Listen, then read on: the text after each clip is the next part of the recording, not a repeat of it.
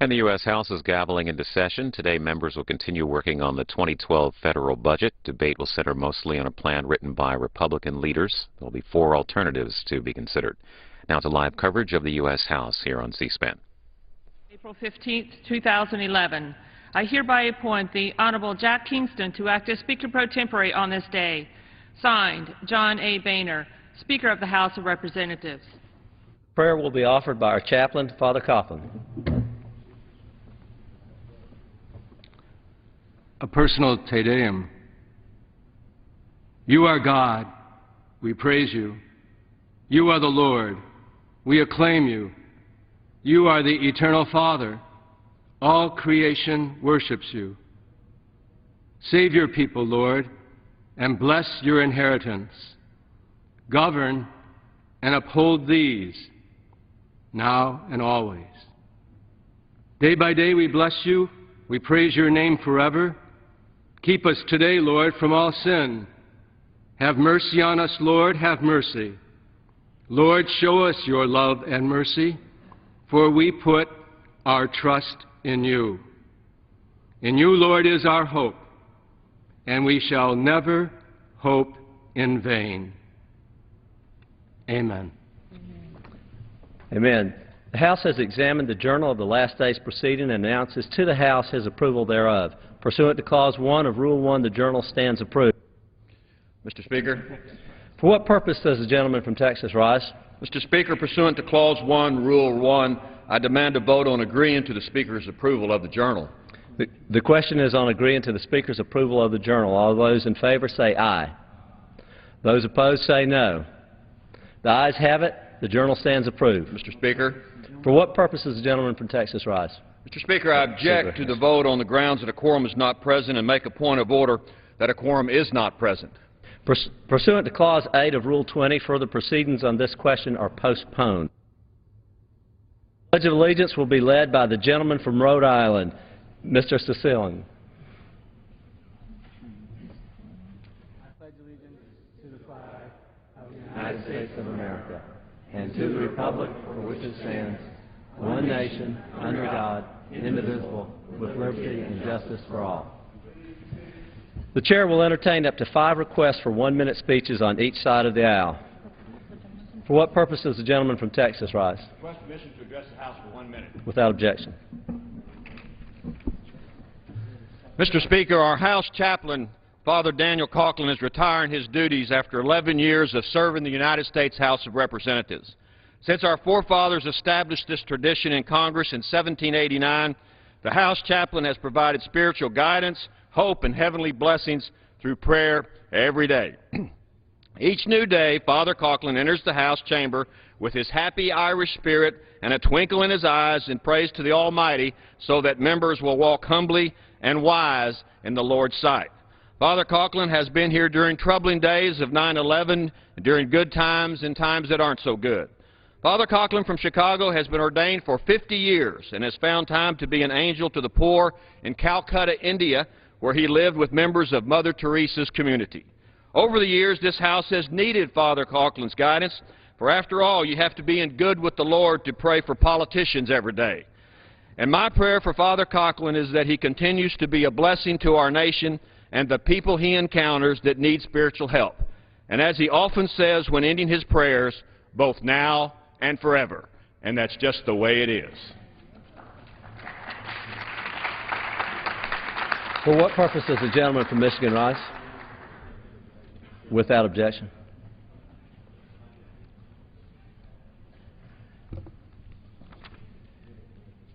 We've heard your last prayer.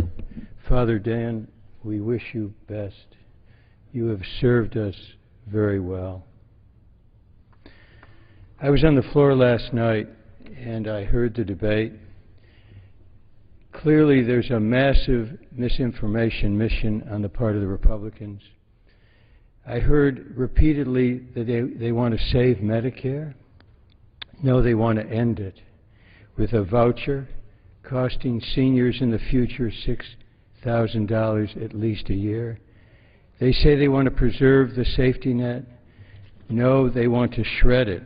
According to nonpartisan analysis, Their proposal calls for spending on items other than Social Security, Medicare, and Medicaid, but including defense, to fall from 12% of GDP last year to 6% in 2022 and just 3.5% of GDP in the long run.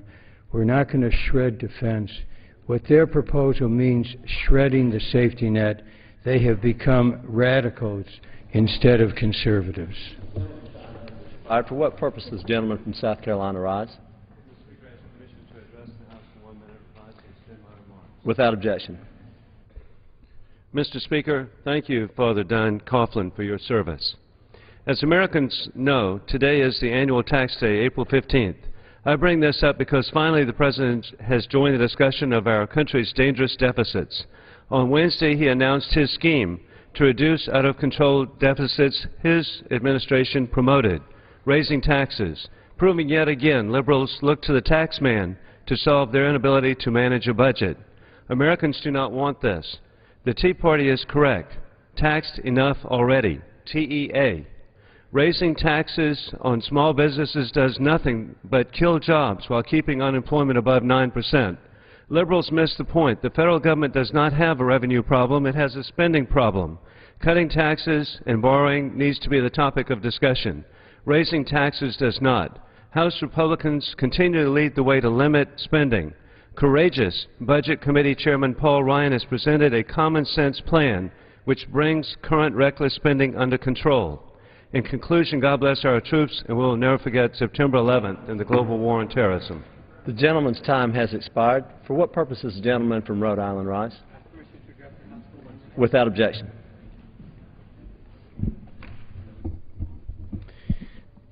Thank you, Mr. Speaker. I rise to honor a National Guardsman Specialist, Dennis Poulin, a recently fallen hero of our country. Danny Poulin, a 26-year-old native of Cumberland, Rhode Island, gave his life for our nation while serving in Afghanistan on Thursday, March 31st, 2011. He, like so many of our brave men and women in uniform, executed the mission in Afghanistan with dedication and extraordinary competence. Specialist Poulin certainly did all we asked of him. This brave young man served our country with honor and made the ultimate sacrifice. He served as a mortarman in the Guards Headquarters Company, the 1st Battalion, 181st Infantry Regiment. I want to take a moment to recognize Specialist Poulin's parents and family and thank them for his service to our country. Besides his parents, Doris Poulin and Richard Renault, Specialist Poulin leaves his son, Nicholas Cullen Poulin, fiancée Ashley Simon, 2 sisters, Jennifer Poulin and Angelique Renault, and extended family, all who mourn his loss. Let us honor his life, service, and sacrifice, and help those who mourn by joining together in thanks for Specialist Poulin's valor and his courage on behalf of our great nation. All who knew him and those who didn't, but know the sacrifice he has made, will miss him and remain grateful for his service to our country. I yield back the balance of my time. The gentleman yields back the balance of his time. For what purpose does the gentleman from Michigan rise? Without objection. Thank you, Mr. Speaker. I, too, would like to join in the chorus we've heard today to thank Father Coughlin for bearing the cross that is Congress. As we hear the debates that will continue on into today, on the budget, we will hear much hue and cry. But when we look at the reality, the Ryan House Republican proposal is really a very modest attempt to sustain the welfare state. And I believe that it is an important one, because when history looks back, after the momentous changes in which we find ourselves, they will view the Ryan House Republican budget as but a baby step to escape big government's implosion. It is a responsible course, it is a responsible choice, because it is between bankruptcy or prosperity. And I and the American people will choose prosperity. I yield back. The gentleman yields back. For what purpose does the gentleman from California rise? Without objection. Thank you, Mr. Speaker. I join the chorus of those wishing well and thanking Father Coughlin for his service and dedication.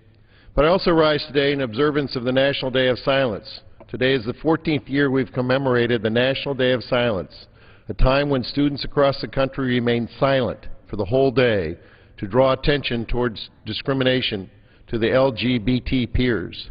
Lesbian, gay, bisexual, transgender, intersect, and questioning youth and their allies face verbal and physical bullying on a daily basis, just for being who they are, for expressing their sexuality, or for demonstrating a non-normative gender identity.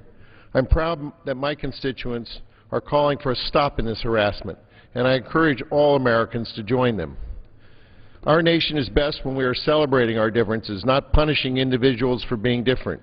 I'm proud to say that in my district, queer youth and allies work together to make life better for queer youth. Middle schools and high schools in my district host student-run gay-straight alliances, which create supportive space so that queer youth do not feel isolated. My district also hosts queer youth conferences and award events that celebrate our queer youth. Though many lesbian, gay, bisexual, and transgender advocates and straight allies are silent today, we in Congress must never be silent. The gentleman's time has expired. For what purpose does the gentleman from Florida rise? Ask unanimous consent to Without objection. 1 minute. Mr. Speaker, earlier this week, Jim Matheson and I introduced 1528, the Consumer Privacy Protection Act. Our legislation attempts to strike the proper balance between consumer privacy and innovation by requiring entities to provide consumers in clear and easy-to-understand language what information is being collected and how the information is being used. By giving the consumer more notice and choice, we can encourage strong Internet commerce while protecting consumer privacy. Overreaching privacy regulation could have a significant negative economic impact at a time when many small businesses are struggling today. Only the consumer knows how he or she feels about the information being collected, the parties doing the collecting, and the purpose for which the information is collected. Congress cannot and should not make that decision for them. We need to place the control over consumer information with the actual consumer, and our legislation does this. The gentleman's time has expired. For what purpose does the gentleman from Michigan, Maine, rise? Without objection. Thank you, Mr. Speaker. I rise today in solidarity with the people of the Katahdin region in my home state of Maine. The paper mill in East Millinocket is shutting down and taking with it hundreds of jobs and much of the tax base. Like so many other mills and factories across this country, it couldn't keep its doors open. In the last decade, our nation has lost nearly 6 million manufacturing jobs and seen 50,000 factories closed. It's because we haven't prioritized our manufacturing sector and haven't made an effort to keep good-paying blue-collar jobs in the United States. I worked at this mill for over 29 years alongside the hard-working people of the Katahdin region. In solidarity, I stand with them today, confident that if we are pulling together, we can find a way to put this mill back online. I urge my colleagues in Congress to help me and workers in Maine and all across this country by supporting a national manufacturing strategy and a new trade policy. I yield back the balance of my time. The gentleman yields back the balance of his time. For what purpose does the gentleman from Virginia rise? Mr. Speaker, I request permission to address the House for 1 minute to revise and extend my report. So recognized. Thank you, Mr. Speaker. I'd like to begin by recognizing Father Coughlin and his service and sacrifice to our nation. You know, as we look at this nation today, we are at a tipping point, and we have two paths that we can choose. We can choose to talk in a meaningful and thoughtful way about the deficits we have before us in this national debt, or we can continue to demagogue issues and ideas that will get us to a long-term prosperity for this country. I know the American people prefer us to have that thoughtful, meaningful conversation about how we get this nation on the right path, how we rein in spending, how we control the growth of government. Folks, today the issues are about growing our economy, not about growing government. We've seen past efforts to grow government have not resulted in prosperity for this nation. The time is now for us to have a meaningful, thoughtful discussion about all aspects of the budget. Let's not demagogue the issue. Let's prove to the American people that we can make the tough decisions to move this nation in the right direction, to get this spending under control, to reduce our debt, and make sure the long-term care of this country is put first and foremost, and that we are on the path to prosperity. With that, Mr. Speaker, I yield back. The gentleman's time has expired. For what purpose does the gentleman from California rise? Mr. Speaker, I ask unanimous consent to address the House for 1 minute and advise and extend my remarks. The gentleman so recognized. Thank you, Mr. Speaker. I, too, rise to thank Father Coughlin, Father Dan, for his spiritual sustenance and guidance that he's given all of the members of the House during his service to our country. Good morning. I'm pleased to be here today to commemorate the 96th anniversary of the start of the Armenian Genocide, which was the first genocide in the 20th century and, sadly, the template for a cycle of continued genocide that, sadly, is around the world.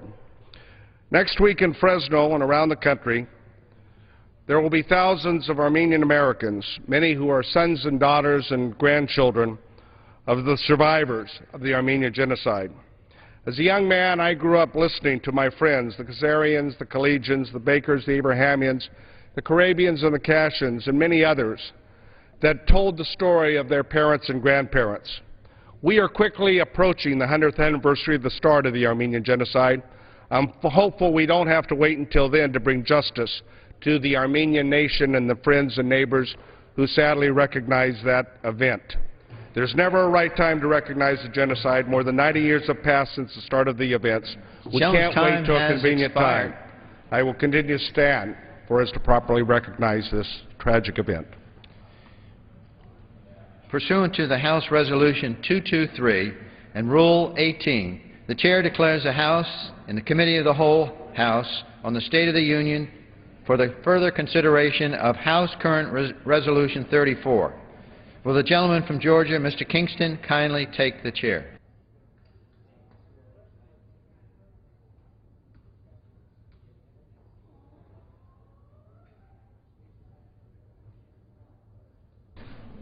The House is in the Committee of the Whole House on the State of the Union for further consideration of House Concurrent Resolution 34, which the clerk will report by title. Concurrent resolution establishing the budget for the United States government for fiscal year 2012 and setting forth appropriate budgetary levels for fiscal years 2013 through 2021. When the Committee of the Whole rose on Thursday, April 14, 2011, a request for a recorded vote on Amendment Number 1, printed in Part B of House Report 112-62 by the gentleman from Missouri, Mr. Cleaver, had been postponed. Pursuant to Clause 6 of Rule 18, proceedings will now resume on that amendment. The unfinished business is a request for a recorded vote on Amendment Number 1, printed in Part B of House Report 112-62 by the gentleman from Missouri, Mr. Cleaver, on which further proceedings were postponed and on which the noes prevailed by voice vote. The clerk will redesignate the amendment. Amendment Number 1, printed in a nature of a substitute, printed in Part B of House Report Number 112-62. A recorded vote has been requested. Those in support of the request for a recorded vote will rise and be counted. A sufficient number having risen, a recorded vote is ordered. This will be a 15-minute vote.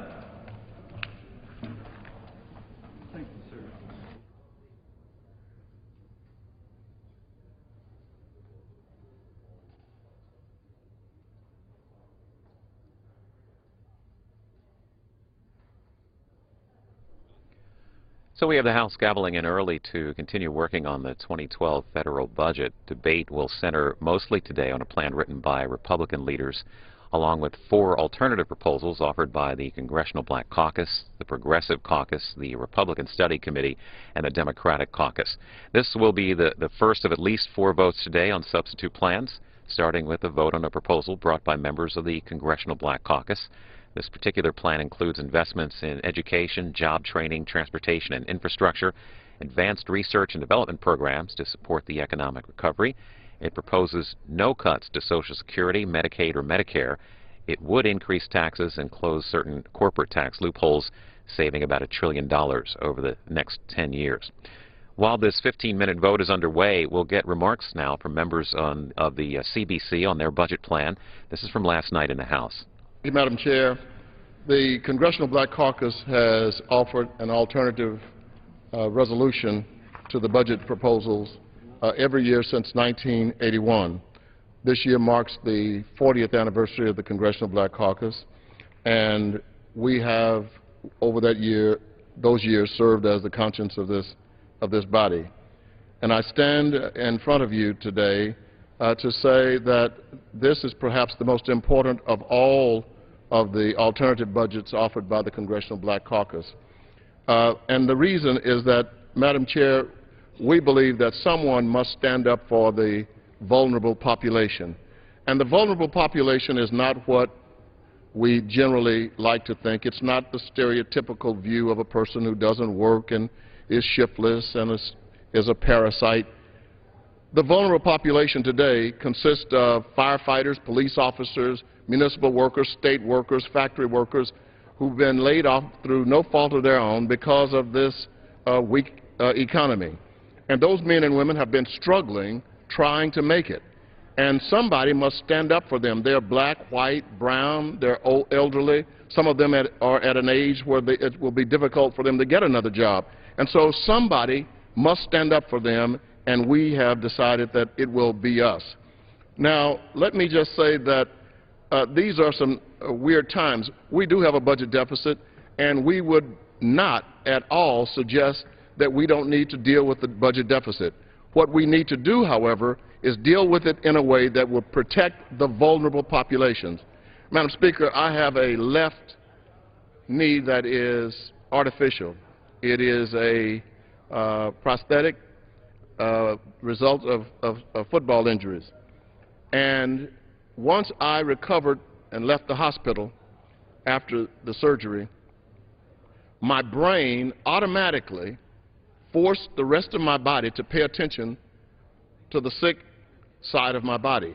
And so I automatically, even though I tried not to, did everything I could do to protect my left knee. I even put most of my weight on my right knee.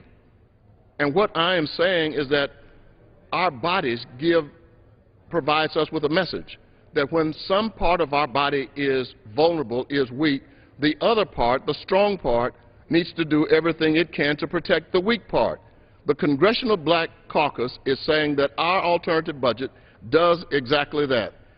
When you consider the fact that the gaps in after-tax income between the richest 1% of Americans and the middle and poorest fifths of our country more than doubled between 1979 and 2009. So we can see that the rich are getting richer, the poor are getting poorer, and when I hear people say that we must have shared sacrifice, I disagree. The poorest people don't need to sacrifice. I'm not sure that you can find a single poor person who is responsible for the economic collapse of the last 2 years. Mark Zandi, an economist with unimpeachable Republican credentials, said that 1.7 million people will lose their jobs in the first 2 years if this budget is enacted. And so, Madam Speaker, we intend to present our budget now to demonstrate how this body can protect its weak side and still maintain the best of this republic for the protection of its people. I now, Madam Speaker, reserve 2 minutes for the gentleman from Virginia. I reserve the balance of my time. The gentleman reserves. The gentleman from Utah is recognized. Madam Speaker, I claim time in opposition. The gentleman is recognized for 15 minutes. Thank you. I'd like to yield myself 3 minutes.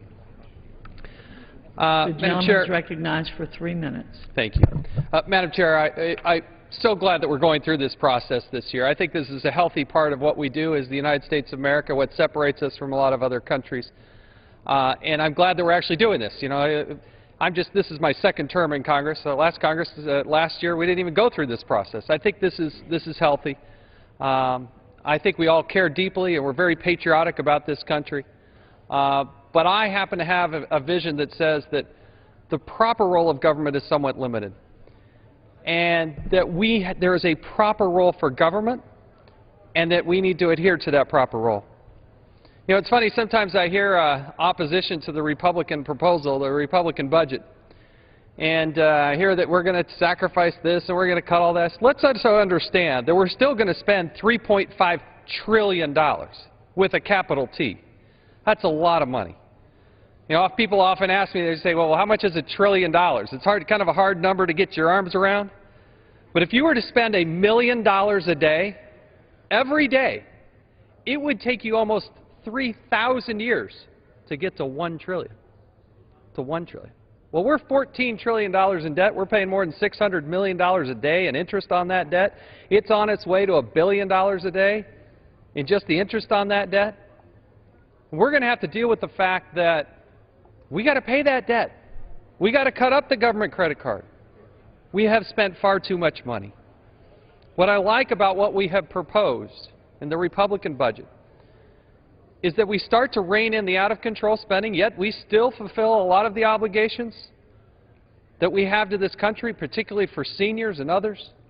We will still spend an exorbitant amount of money, but over the course of time, we will be on the proper trajectory to live within our means. I think that's one of the foundations of this country, is the idea of personal responsibility, the idea that we have to live within our means, that we are self-sufficient. And we're going to have to deal with the fact that in Congress's generations previous, they have racked up this debt. And we can go through and blame each other for that, but the reality moving forward is we have to put ourselves on a trajectory to balance the budget and pay off the debt. And that, I think, is one of the great moral responsibilities that we have in the United States Congress, the adult conversation that we have. There are a lot of needs in this country. But we're broke, ladies and gentlemen. We're broke. And we have got to rein in the spending. And we have got to make the United States as competitive as we can possibly be.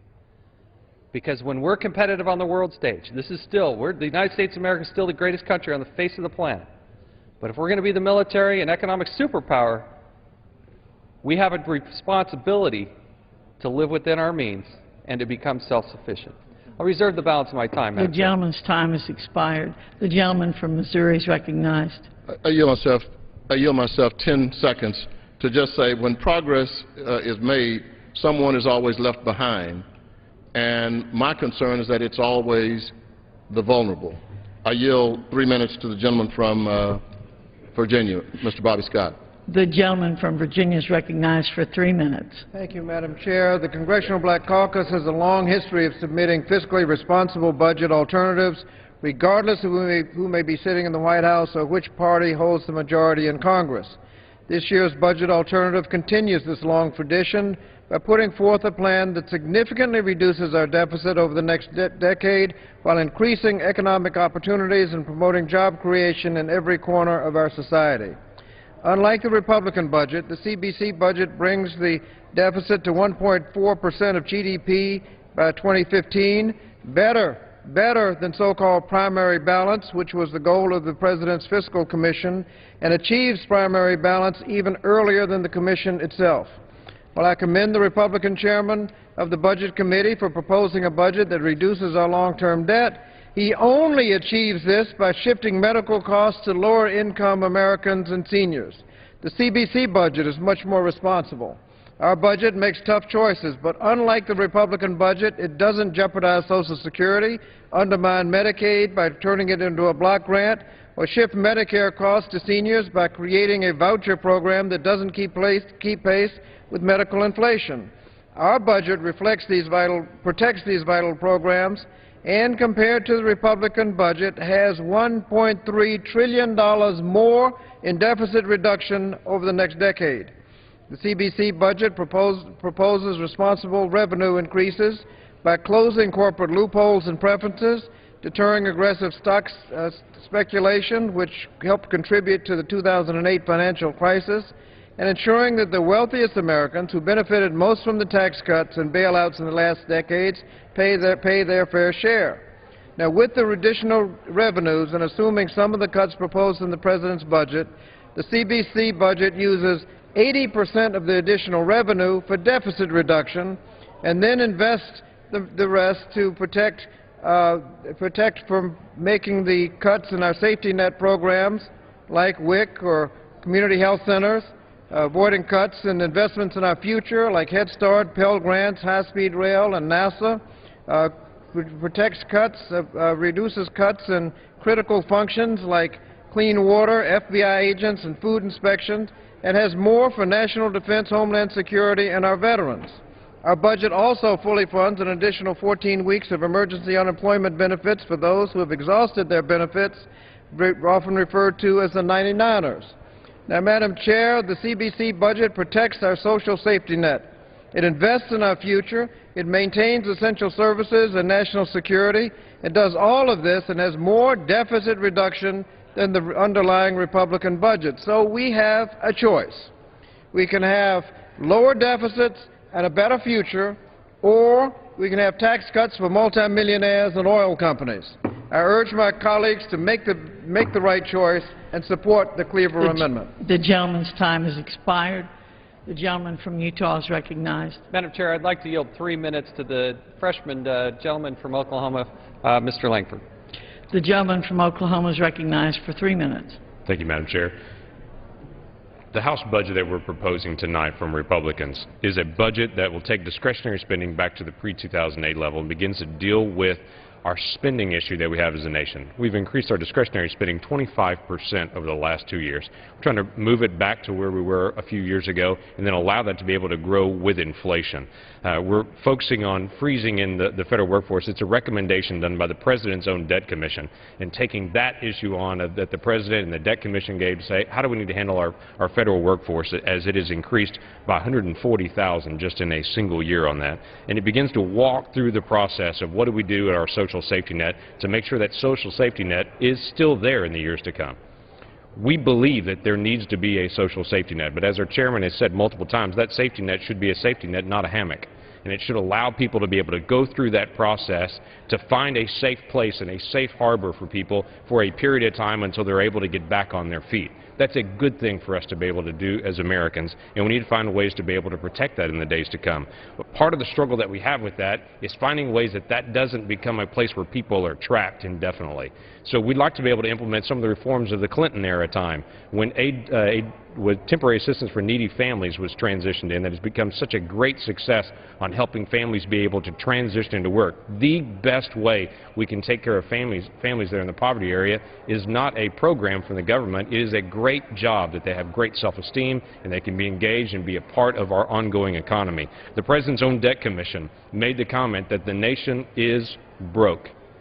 Now, what we need to do is focus in on reducing spending and dealing with how we handle what we do as a nation and what we're trying to accomplish. As far as the issues about Medicare, we've been very clear through this process. We're dealing with Medicare changes for those that are 54 years old and younger. And for those that are in poverty and facing disability, those individuals would have a full coverage, and that as they're more wealthy, yes, we would means test that. We have an expectation that wealthier senior adults would be able to help cover more of their own Medicaid or their own Medicare, but for those that are in poverty or near the poverty range, they would be supplementing more to make sure that we're taking care of them, and it would be a guaranteed coverage like they have now, that they don't have to worry about not being able to get to Medicare. They would be able to have it, and that would be secured for them. And we have one more major thing that we've all discussed.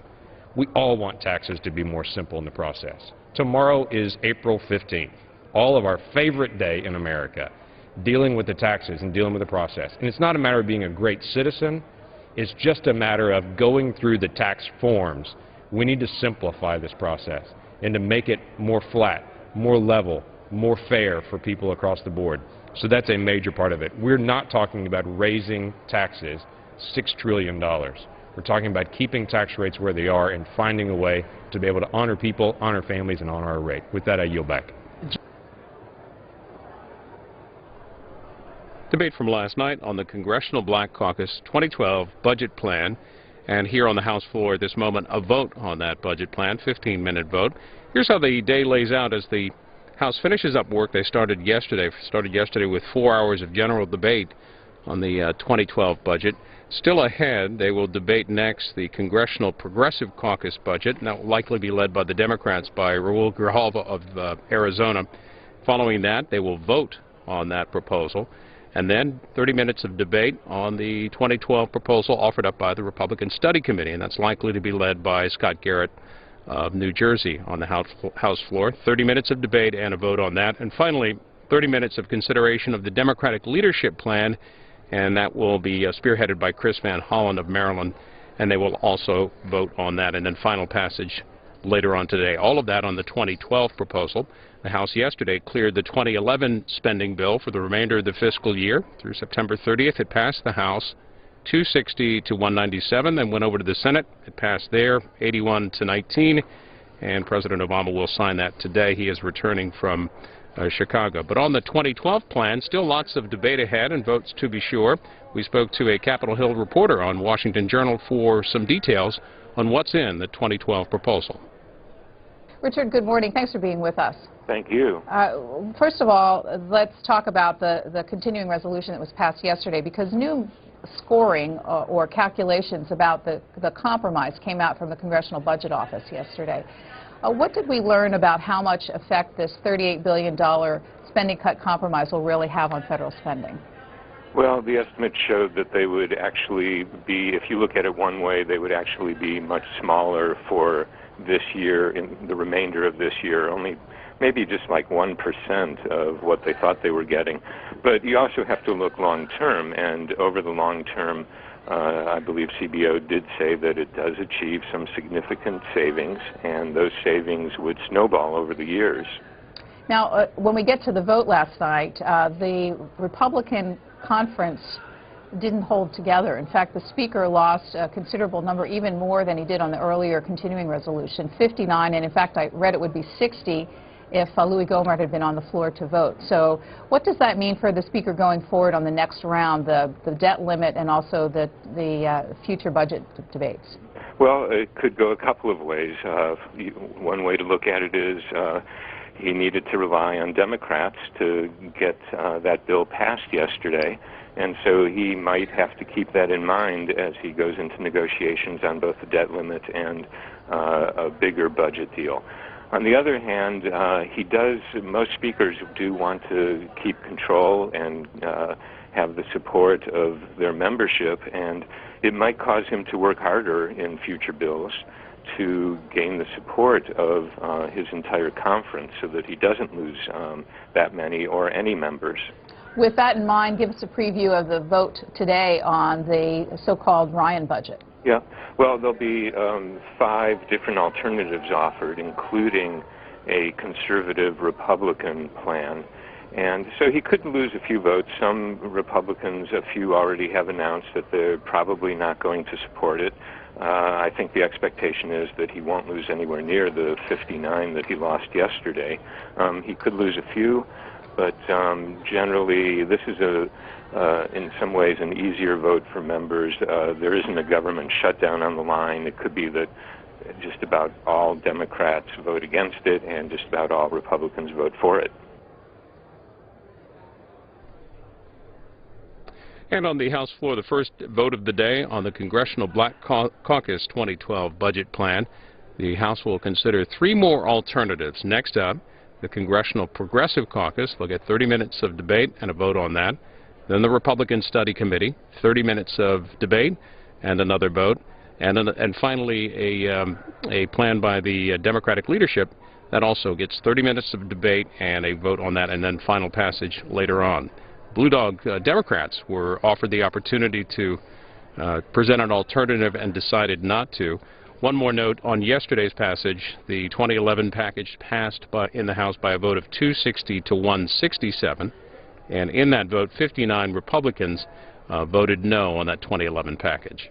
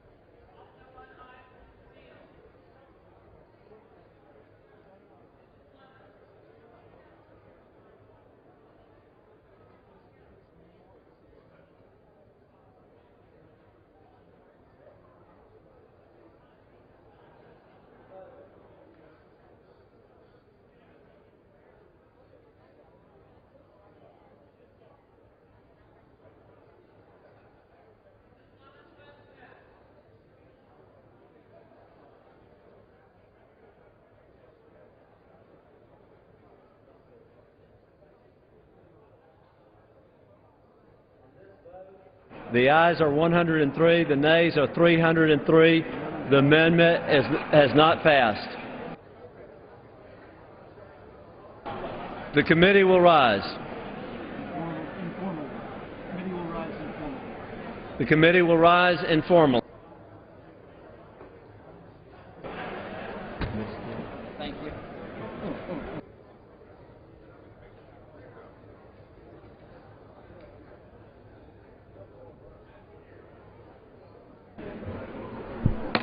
The House will be in order. The chair lays before the House the following enrolled bill.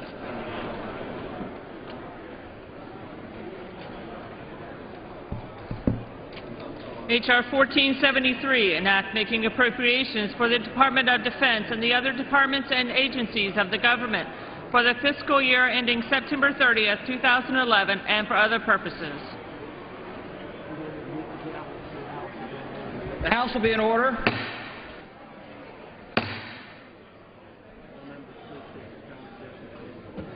Members will please take their conversations off the floor.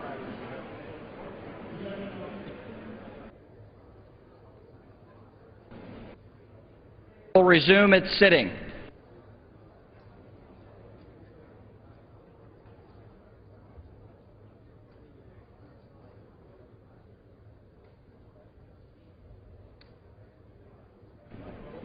The committee will be in order. It is now in order to consider Amendment Number 3, Part B of House Report 112-62. For what purpose does the gentleman from Arizona seek recognition?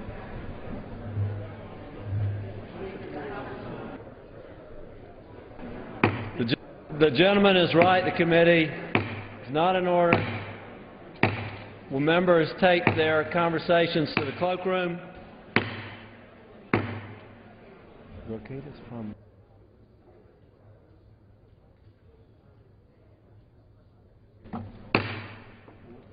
For what purpose does the gentleman from Arizona seek recognition? Thank you, Mr. Chairman. We have an amendment in the nature of a substitute at the desk. The clerk will designate the amendment. Amendment Number 3, in the nature of a substitute, printed in Part B of House Report Number 112-62. Pursuant to House Resolution 223, the gentleman from Arizona and a member of each will control 15 minutes. The Chair recognizes the gentleman from Arizona. Thank you, Mr. Speaker.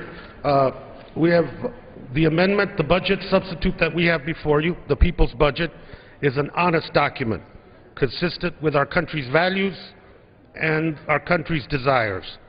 People's budget does not tell the American people what they want to hear. And the committee will be in order.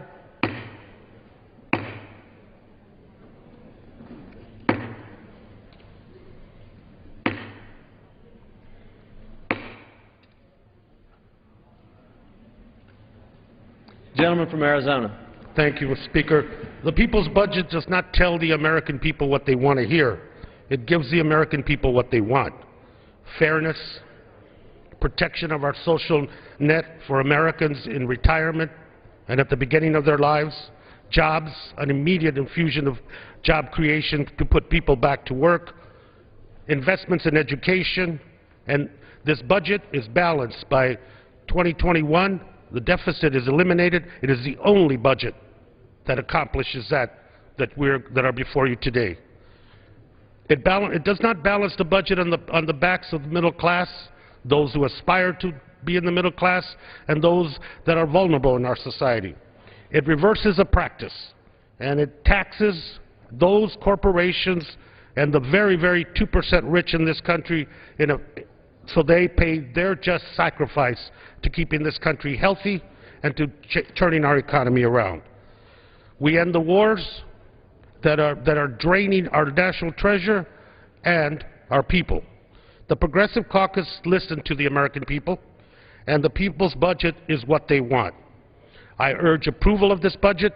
It is a document that represents the very best of what the people need, and it represents a departure from a practice that has brought us to the brink of a deep recession, to a practice that has brought us to joblessness across this country, and to a practice that has given the privileged all they want and transferred that responsibility to working Americans in this country. Our budget is a document that is honest, it is straightforward, and merits your support. With that, I reserve the balance of my time. The gentleman reserves the balance of his time. For what purpose does the gentleman from Indiana rise? Thank you, Mr. Chair. I claim time in opposition. The gentleman is recognized. Thank you, Mr. Chairman. The people's budget, this budget, if enacted, would end this country as we know it. This budget increases spending, Mr. Chairman, by $13 trillion over 10 years. It takes $16 trillion more dollars from the American people over 10 years, through the biggest tax increase this country's ever seen. It increases our debt $3.5 trillion over 10 years. This isn't the people's budget. This country was founded on equal opportunity for everyone, not equal outcome. History is littered with countries and nations that have failed because they tried for equal outcome. This country remains the greatest nation the world's ever seen because we pride ourselves and enforce equal opportunity. At this time, At this time, I'd like to yield 2 minutes to the gentleman from Oklahoma, James Lankford. The gentleman is recognized for 2 minutes. Thank you, Mr. Chairman. I'm honored to get a chance to come in. I'm very grateful we have an honest dialogue back and forth on different options. This is a unique moment for us as a nation to be able to look at the direction of our country and at the way we're going to do budgeting, and I have great respect for those that will come and say, let's look at other ideas, and I think that's how we should come to the table. Both the President, the Senate, and the House should be coming and saying, here are the options, here are the voices, because there are different voices in America that have different perspectives, and I think that's a good, healthy debate. Now, there are several areas that we'll disagree on with this budget. We do agree that we should be working on deficit reduction. We do agree that debt is a serious problem in our nation. We need to be able to work it down. It's how to do that. The budget that's being presented here is the amendment in the nature of a substitute, does tax heavily those that are wealthy, but it also has a burden that's on those most vulnerable as well. Let me give you an example of that. It deals with or increases the transportation tax, that gas tax. It not only adds an excise tax on gas companies, energy companies, so that the tax goes up, but it also adds 25 cents per gallon to the actual gas tax, and then it removes any other tax subsidies that are being piled onto any energy company. All of those together are going to add a significant amount per gallon at the pump. Beginning with just the basic option that's there of adding 25 cents in addition, their recommendation is 43.4 cents for the gas tax itself. That is clearly a tax that's going to hit very hard on those that are most vulnerable in our society, those people that are driving to work, that are commuting moms back and forth. I think that's the wrong direction to go. That's such a large tax on a group of people that are so vulnerable. So we do want to deal with the nature of our great deficits and of our great debt, but I don't think we need to be able to add that additional tax burden onto people that are very vulnerable. And with that, I yield back the balance of my time. The gentleman yields back. For what purpose does the gentleman from Arizona rise? To recognize Congresswoman Woolsey from California and encourage the gentleman at their next opportunity, the gentleman across the aisle, to explain to the American taxpayer why they have to pay thousands of dollars on tax day when GE didn't have to pay a single cent and in fact got money back on tax day. Our budget is about shared sacrifice. Ms. Woolsey? How much time does the gentleman yield? A minute and 30 seconds. Thank you, Mr. Speaker. The gentlewoman is recognized for a minute and 30 seconds.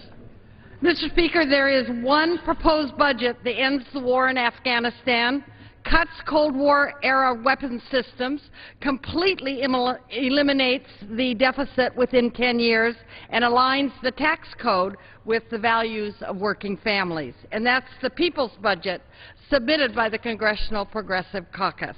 Instead of taking away health care from seniors by gutting Medicare, the people's budget provides more affordable health care with a robust public option that would save this nation's taxpayers $68 billion over 7 years.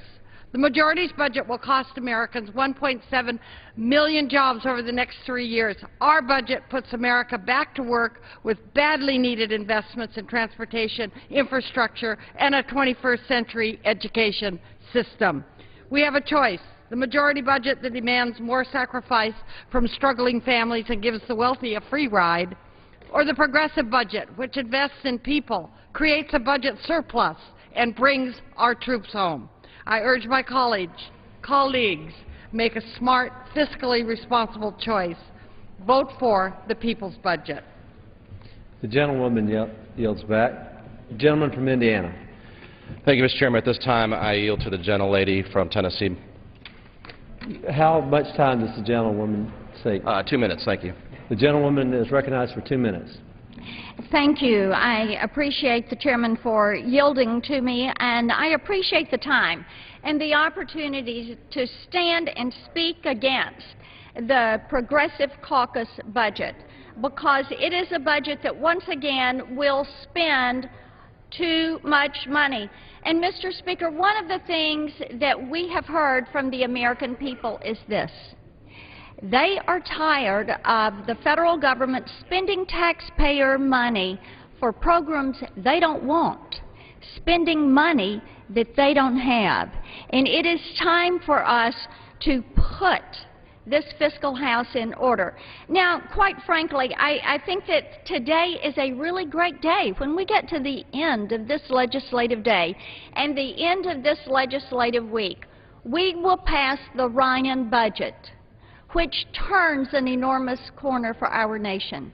Over the next 10 years, it will reduce spending not by millions and billions, but by trillions. $6.2 trillion over the next 10 years.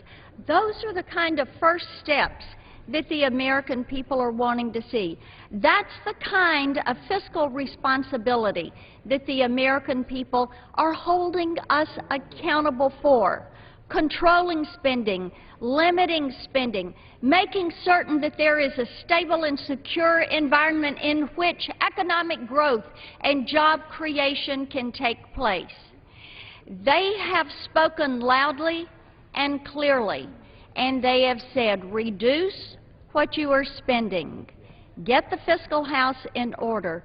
Begin to focus not on the next 6 weeks or 6 months, but the next 60 years. Focus on our children and our grandchildren, making certain that we're not capping their futures and trading it to the nations that hold our debt. I think that it's so important that we begin to arrest this, to get it under control, and to pass the Ryan budget today. I yield back.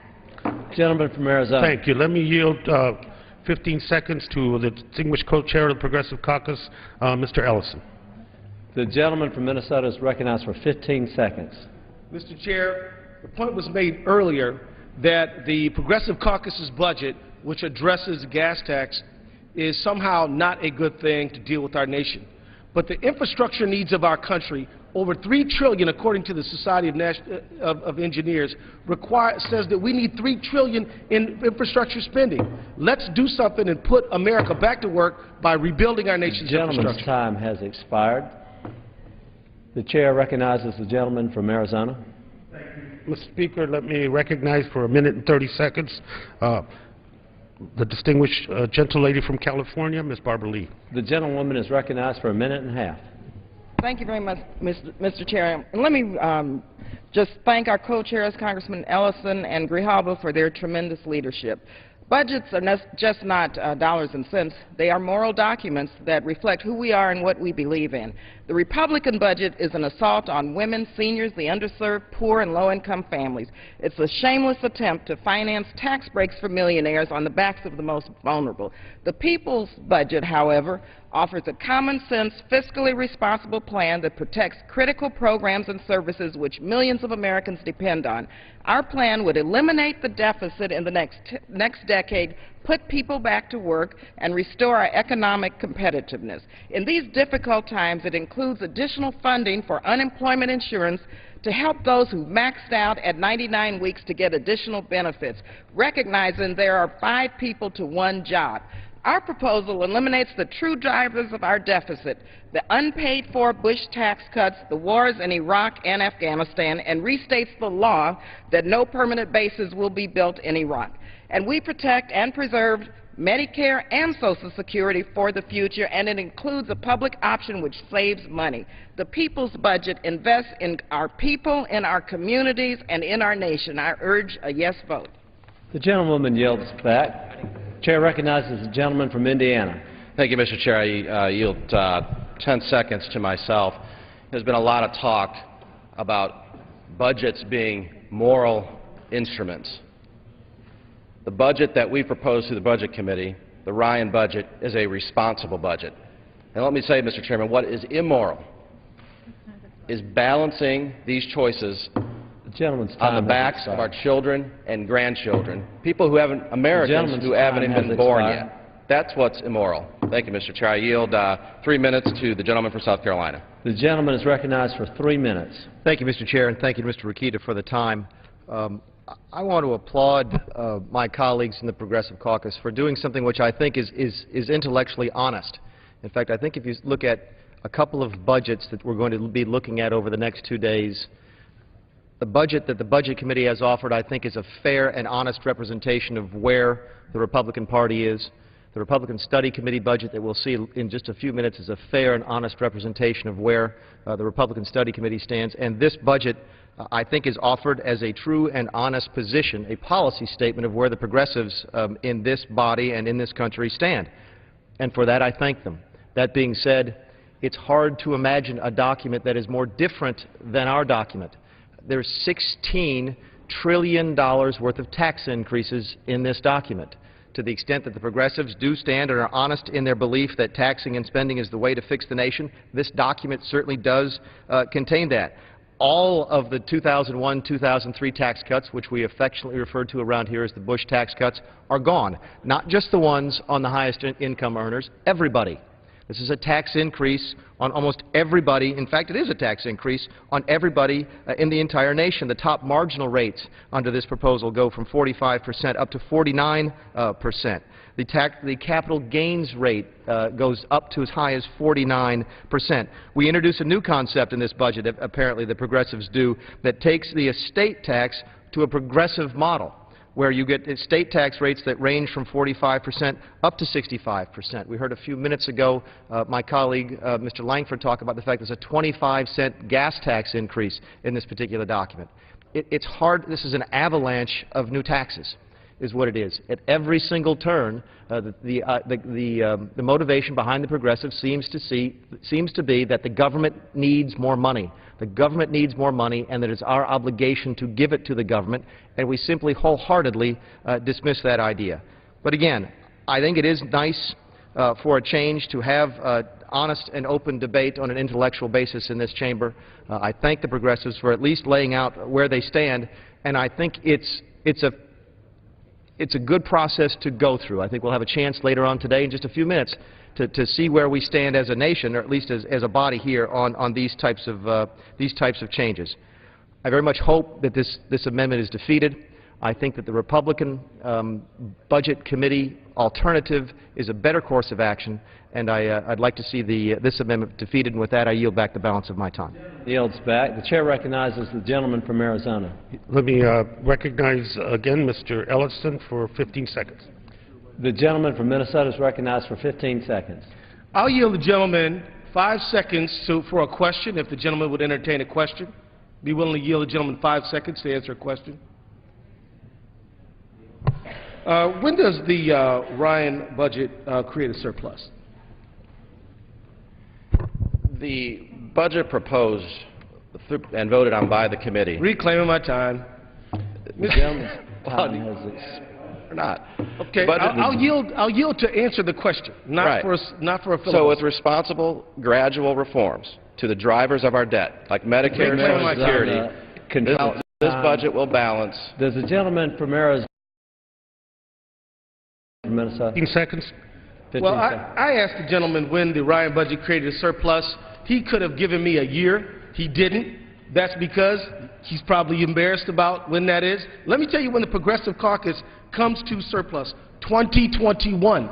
That is known as a responsible budget. We are making a surplus by 2021. And by the way, that's Heritage Foundation mathematics, not 16 trillion, 3.9 trillion over 10 years. The gentleman's time has expired. who seeks recognition. The gentleman from Indiana. Thank you, Mr. Chairman.